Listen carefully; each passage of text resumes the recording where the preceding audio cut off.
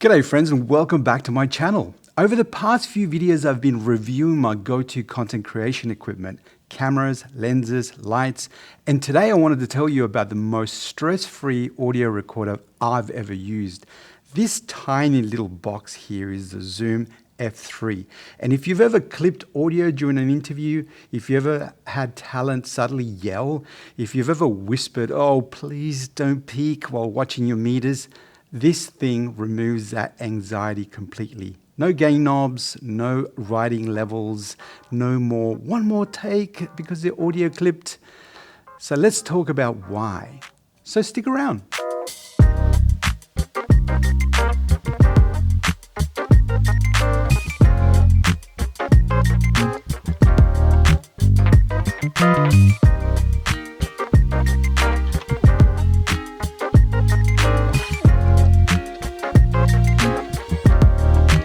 And welcome back. So the Zoom F3 is a 2-channel 32-bit float recorder. And I know 32-bit float gets thrown around like it's marketing glitter, but on this device, it actually changes how you work.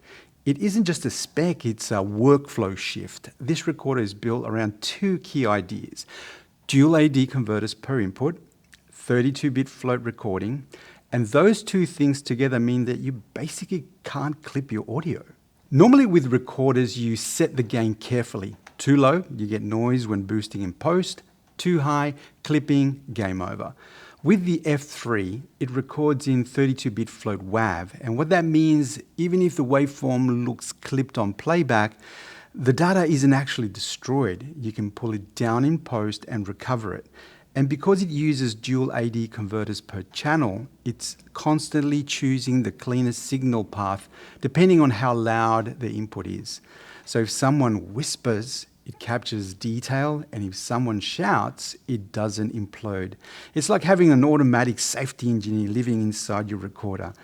And as a content creator, that means I'm not staring at meters, I'm focusing on framing, lighting, story, the stuff that actually matters on set. Physically, this thing is tiny. It's basically a little metal brick, super compact, super solid, easy to throw in a bag, easy to mount on a rig, easy to hide in a pocket if you're running labs. What you get is 2 locking XLR inputs, phantom power for up to 48 volts, headphone out, line out, USB-C power, micro SD recording. It has no built-in mics. This is not a grab and vlog recorder. This is the brain. You plug the real mics into it, and that's intentional. Now here's where this little device shines. Run and gun interviews, for example, you just clip on a lav on someone, hit record, and you stop thinking about it. Event coverages. If you are at an event, you get these unpredictable volume swings, this thing doesn't matter. Even things like documentary work, you don't get second chances sometimes, and this thing gives you that insurance that you're looking for. Lastly, concerts. You get a huge dynamic range, and that's covered. Now, it's especially powerful if you're a solo shooter because you're the camera op, you're the lighting tech, producer, and audio engineer at the same time. Something always slips. This makes audio that one thing that doesn't. Here are a few things that I really appreciate about this device. Number 1 is waveform magnification. You can zoom in on the waveform without actually affecting the recording levels, so you can actually see what's happening. Pre-recording. Up to 6 seconds are buffered, so if you hit record slightly late, it still captures it. Sound markers. Now, this is cool because you can send a tone to your camera to help sync audio in post. That's a small detail, but a huge time saver. And it also does timecode support. It works with UltraSync Blue via Bluetooth. If you're doing multicam or more serious productions, that's huge. And it can also function as a 2-in, 2-out USB audio interface, even supporting 32-bit float depending on firmware, so it doubles as a studio tool.